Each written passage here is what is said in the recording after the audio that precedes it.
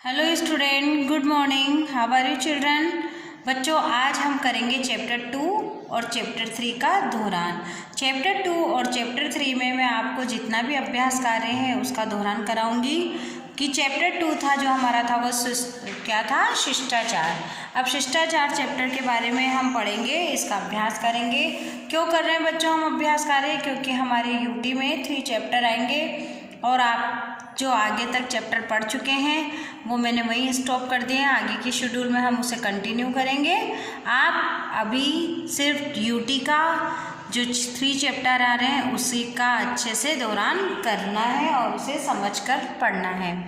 तो हमारा देखिए अभ्यास कार्य, सही उत्तर पर टिक का चिन्ह लगाइए। सचिन का व्यवहार कैसा है? प्रशंसनीय, निंदनीय या सामान्य? तो सचिन का व्यवहार कैसा है?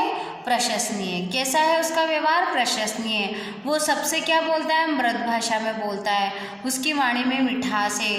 वह किस बड़ों से आप लगाकर बात करता है। हमारी वाणी कैसी होनी चाहिए? कटु, कर्कश या मृदु? हमारी वाणी मृदु होनी चाहिए, यानी कि मीठी। शिष्टाचार दिखाने के लिए किस शब्द का प्रयोग करना चाहिए? धन्यवाद शब्द का भी और कृपया शब्द का, दोनों का इस्तेमाल होना चाहिए।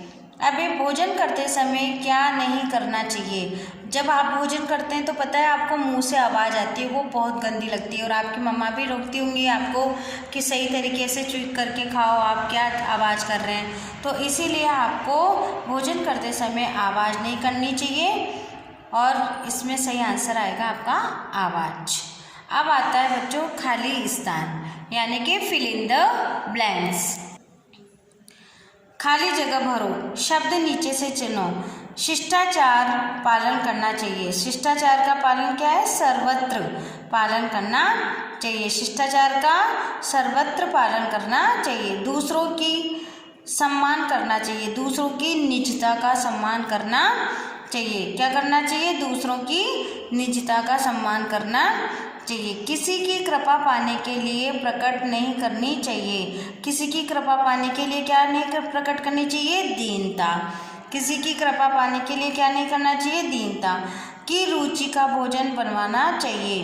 अतिथि, जो भी अतिथि आते हैं, हमारे मेहमान आते हैं, उनकी रुचि का भोजन हमें बनाना चाहिए। तो क्या हो गया? पहला, शिष्टाचार का सर्वत्र पालन करना चाहिए। दूसरों की निजता का सम्मान करना चाहिए। किसी की कृपा पाने के लिए जो दीनता प्रकट नहीं करनी चाहिए। और अतिथि का भोजन बनाते वक्त हमें क्या रखना चाहिए? रुचि का भोजन बनाना चाहिए। जो भी हमारे घर में मेहमान आते हैं उनका खाना कैसा होना चाहिए? उनकी पसंद का खाना होना चाहिए।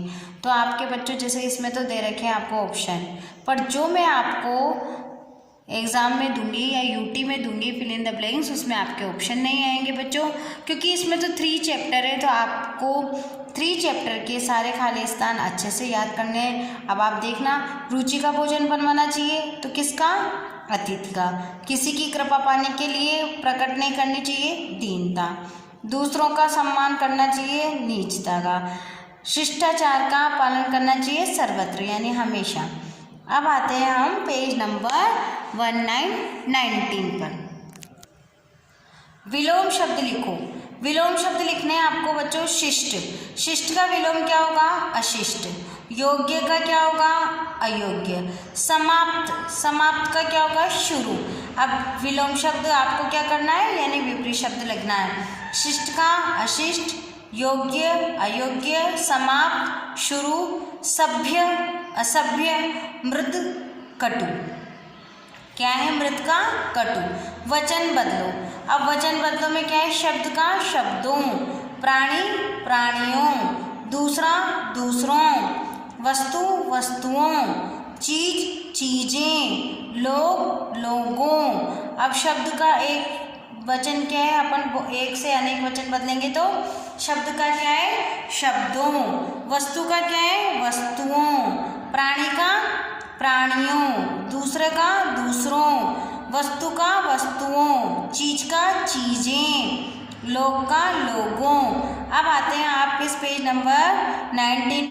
देखिए, नीचे कुछ संज्ञा शब्द दिए जा रहे हैं, उन्हें उचित शीर्षकों के नीचे लिखिए। सचिन, शिष्टता, भोजन, विनम्रता, लठ, अतिथि, प्रवीण, अधीरता, इस्माइल, पिताजी, सुलोचना और दीनता।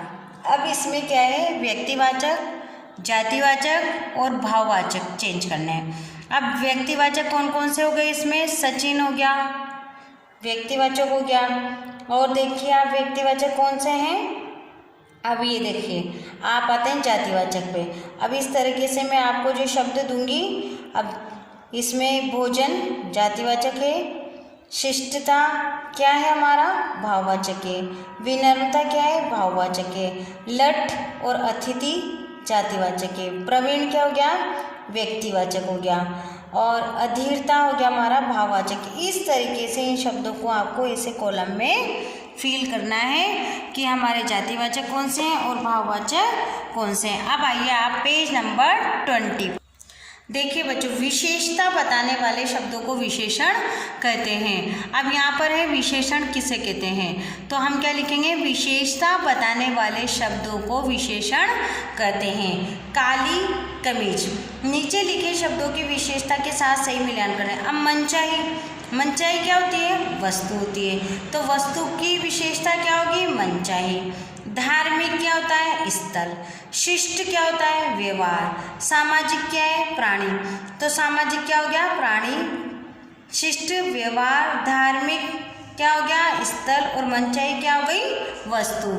अब आते हैं हम वाक्य बनाओ पर। वाक्य बनाने हमें, वाक्य बनाओ। विनम्रता, आवाज़, निंदा और मिठास। विनम्रता हमारे स्वभाव में होनी चाहिए। आवाज़, उसने मुझे आवाज़ दी। हमें कभी किसी की निंदा नहीं करनी चाहिए। हमारी बोली में मिठास होना चाहिए। अब ये शुद्ध, आप देखो ये शुद्धता वाले आपके जरूर आएंगे बच्चों, या हो सकता है नहीं भी आए, पर आप फिर भी देखना।